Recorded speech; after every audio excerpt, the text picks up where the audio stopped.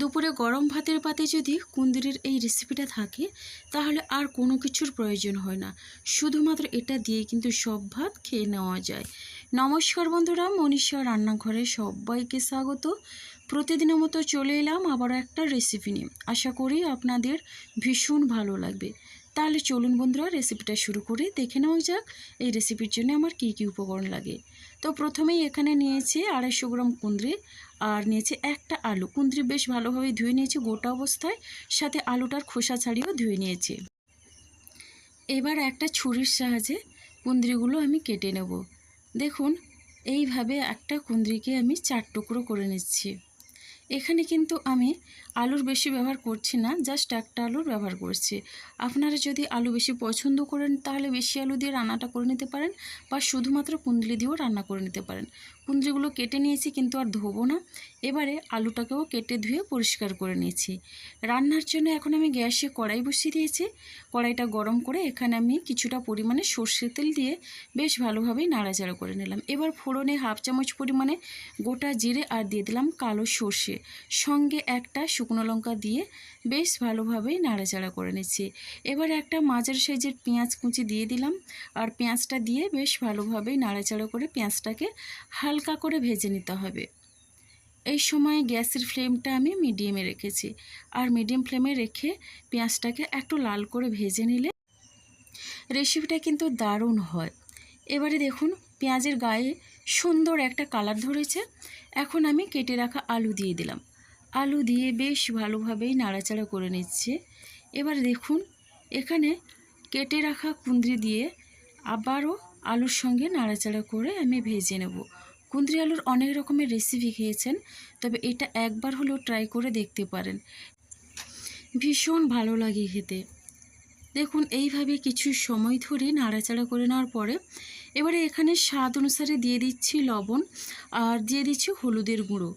অল্প তেল অল্প মশলায় কিন্তু কুঁদরি আলুর এই রেসিপিটা জাস্ট ফাটাফাটি। এটা থাকলে গরম ভাতের সাথে আর কিন্তু কোনো কিছুর প্রয়োজন পড়ে না।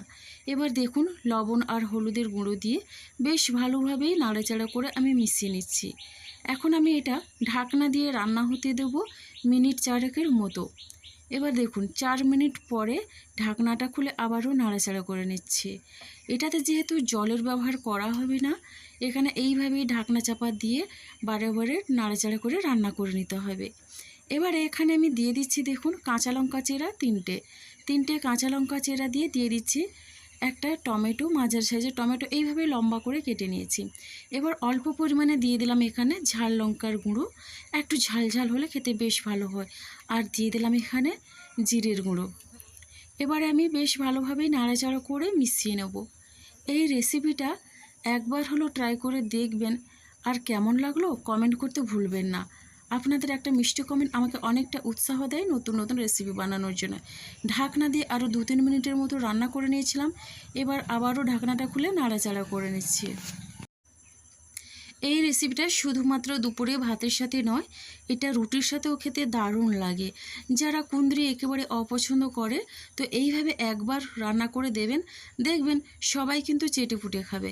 এখন বেশ ভালোভাবেই নাড়াচাড়া করে নিয়ে এখানে দিয়ে দিচ্ছি জল। আর দেখলেন তো অল্প পরিমাণে আমি একেবারে জল দিচ্ছি, নামে মাত্র জল দিয়ে একটু নাড়াচাড়া করে নেব। এখানে কিন্তু জলের প্রয়োজন হয় না এই রান্নার জন্য, শুধুমাত্র ঢাকনা চাপা দিয়ে রান্না করে নিলেই কিন্তু রান্নাটা হয়ে যায়। এবার আমি ঢাকনা দিয়ে আরও কিছু সময় ধরে রান্না করে নেব।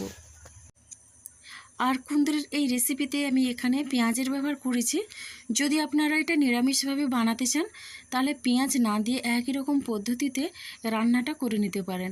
দেখুন, এখন চেক করে নিচ্ছি কুঁদরি আলু সব কিছু কিন্তু খুব সুন্দরভাবে সুসেদ্ধ হয়ে গেছে। এবারে এখন আমি বেশ ভালোভাবেই নাড়াচাড়া করে নিচ্ছি। কুঁদরি আলুর এই রেসিপিটা বাচ্চা থেকে বড় সবাই কিন্তু একবার খাওয়ার পরে বারবার খাওয়ার জন্য অনুরোধ করবে। দেখুন, এখন আমি এই কুঁদরির রেসিপিটা একটু স্বাদ ব্যালেন্স করার জন্য দিয়ে দিচ্ছি চিনি অল্প পরিমাণে। চিনিটা দিলে কিন্তু মিষ্টি হবে না, তবে সব কিছুর স্বাদটা ব্যালেন্স করবে, খেতে কিন্তু ভীষণ ভালো লাগবে। এবার চিনিটা দিয়েও বেশ ভালোভাবে মিশিয়ে নিলাম। অল্প তেল আর অল্প মশলা দিয়ে রেসিপিটা ভীষণই সুন্দর হয়। কোনো রকম এখানে বেশি মশলা বা তেলের প্রয়োজন হয় না। এবার নামানোর আগে এখানে দিয়ে দিচ্ছি খুবই সামান্য পরিমাণে এরকম ছোট চামচের 1 চামচ পরিমাণে কাঁচা সর্ষের তেল। এই কাঁচা সর্ষের তেলটা দিলে কুঁদরি আলুর এই রেসিপিটার স্বাদ যেন 10 গুণ বাড়িয়ে দেয়।